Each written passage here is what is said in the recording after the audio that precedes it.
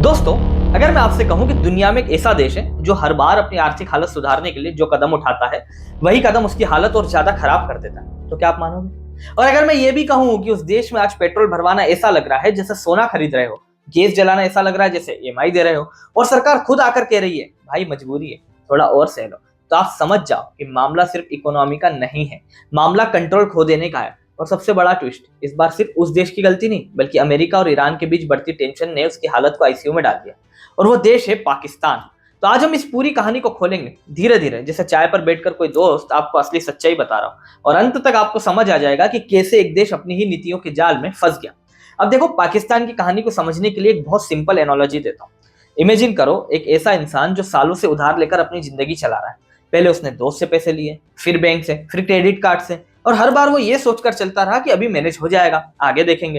लेकिन प्रॉब्लम ये होती है कि जिंदगी में आगे देखेंगे बोलकर फाइनेंस नहीं चलता, वहां हर चीज का हिसाब एक दिन देना ही पड़ता है। पाकिस्तान ने भी यही किया, सालों तक बोरोड मनी पर अपनी इकोनॉमी को चलाया, और जब तक दुनिया उसे पैसा देती रही तब तक सब ठीक दिखता रहा। लेकिन असली प्रॉब्लम तब शुरू होती है जब लेंडर्स एक साथ बोलना शुरू कर देते हैं, भाई अब पैसा वापस करो। और आज पाकिस्तान उसी स्टेज पर है। यूएई का करीब $3.5 बिलियन का कर्ज, जिसमें कुछ हिस्सा हाल का है और कुछ 30 साल पुराना भी है, अब वो वापस मांग रहा है। अब सुनने में नॉर्मल लगता है कि कर्ज लिया है तो वापस करना पड़ेगा, लेकिन पाकिस्तान की हालत ऐसी है कि उसके पास देने के लिए पैसा है ही नहीं। और यहीं से कहानी इंटरेस्टिंग हो जाती है, क्योंकि वो ये कर्ज इसलिए चुका रहा है ताकि उसे नया कर्ज मिल सके। मतलब सोचो, तुमने एक दोस्त से उधार लिया, उसे दूसरे दोस्त से पैसा लेकर चुकाया, और फिर तीसरे से लेकर दूसरे का। ये चेन कब तक चलेगी? एक दिन आएगा जब कोई भी तुम्हें उधार देने को तैयार नहीं होगा, और पाकिस्तान धीरे धीरे उसी दिन की तरफ बढ़ रहा है।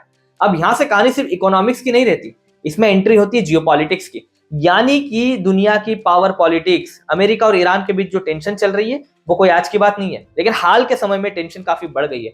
अल्टीमेटम दिए जा रहे हैं, मिलिट्री पोजिशनिंग हो रही है, और दोनों साइड्स एक दूसरे को टेस्ट कर रहे हैं। अब इसका पाकिस्तान से क्या लेना देना? बहुत बड़ा लेना देना है, क्योंकि जैसे ही मिडिल ईस्ट में इंस्टेबिलिटी बढ़ती है, सबसे पहले असर पड़ता है ऑयल प्राइसेस पर।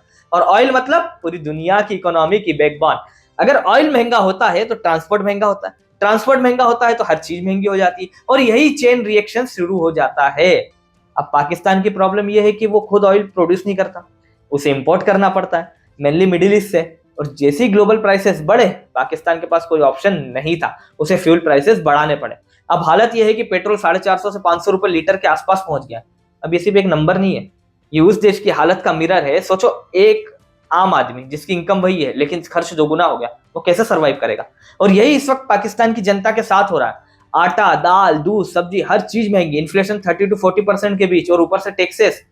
अब यहाँ पहला बड़ा लर्निंग आता है, और ये बहुत पावरफुल है। जब कोई देश अपनी बेसिक जरूरतों जैसे एनर्जी के लिए पूरी तरह बाहर डिपेंडेंट हो जाता है, तो उसका फ्यूचर उसके अपने हाथ में नहीं रहता, बल्कि ग्लोबल इवेंट्स डिसाइड करते हैं कि उसकी इकोनॉमी कैसे चलेगी।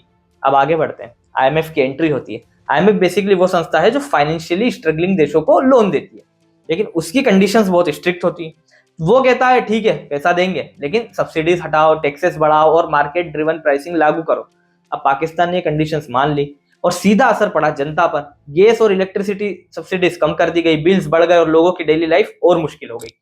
अब यह दूसरा लर्निंग निकलता है, जब सरकार फाइनेंशियली वीक होती है तो उसका सबसे आसान तरीका होता है बर्डन जनता पर डालना, क्योंकि सरकार के पास और ऑप्शन नहीं बचते। अब कहानी में तीसरा ट्विस्ट आता है, फॉरेन पॉलिसी।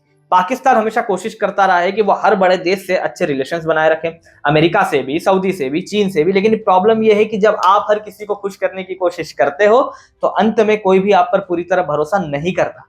और यही हुआ, पाकिस्तान ने खुद को मीडिएटर बनाने की कोशिश की, लेकिन ईरान ने साफ मना कर दिया। उसने इनडायरेक्टली ये मैसेज दिया कि तुम न्यूट्रल नहीं हो, तुम बायस्ड हो। अब सोचो, किसी देश के लिए इससे बड़ा डिप्लोमेटिक एम्बेरसमेंट क्या हो सकता है? और यहाँ तीसरा लर्निंग आता है, अगर आपकी फॉरेन पॉलिसी इंडिपेंडेंट नहीं है तो आप हमेशा दूसरों पर डिपेंडेंट रहते हो, तो आपकी क्रेडिबिलिटी खत्म हो जाती है। अब सबसे डेंजरस सिनेरियो, अगर अमेरिका और ईरान के बीच सीधी जंग होती है तो स्ट्रेट ऑफ हॉर्मुज, जहां से दुनिया का बहुत बड़ा हिस्सा ऑयल गुजरता है, वो कॉन्फ्लिक्ट जोन बन सकता है। और अगर वो डिसरप्ट हुआ तो ग्लोबल ऑयल सप्लाई पर भारी असर पड़ेगा, प्राइसेस इसका रॉकेट करेंगे, और पूरी दुनिया में इन्फ्लेशन फैल जाएगी। अब यह चौथा लर्निंग आता है, ग्लोबल कॉन्फ्लिक्ट सिर्फ न्यूज हेडलाइंस नहीं होते हैं, उनका असर सीधा आपकी जेब, आपकी थाली और आपकी जिंदगी पर पड़ता है। अब पाकिस्तान की हालत देखो, एक तरफ कर्ज का दबाव, दूसरी तरफ महंगाई, तीसरी तरफ जियोपॉलिटिकल अनसर्टेनिटी, यानी तीनों तरफ से दबाव। और यही वो सिचुएशन है जिसे कहते हैं परफेक्ट स्टॉर्म।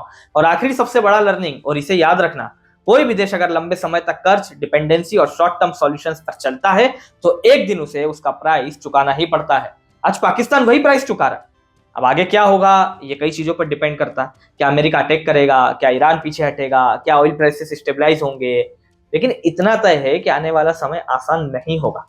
तो दोस्तों, अगर आपको ये पूरी कहानी समझ आई और आपको लगा कि जियोपॉलिटिक्स को ऐसा समझना चाहिए, सिंपल, रिलेटेबल और एंटरटेनिंग तरीके से, तो वीडियो को लाइक जरूर करना, चैनल को सब्सक्राइब जरूर करना, बेल आइकन प्रेस करना और कमेंट में बताना आपके हिसाब से पाकिस्तान इस क्राइसिस से निकल पाएगा या नहीं, क्योंकि डिस्कशन वहीं से शुरू होता है। एक नए वीडियो के साथ आप सभी से जल्द मुलाकात होगी। धन्यवाद।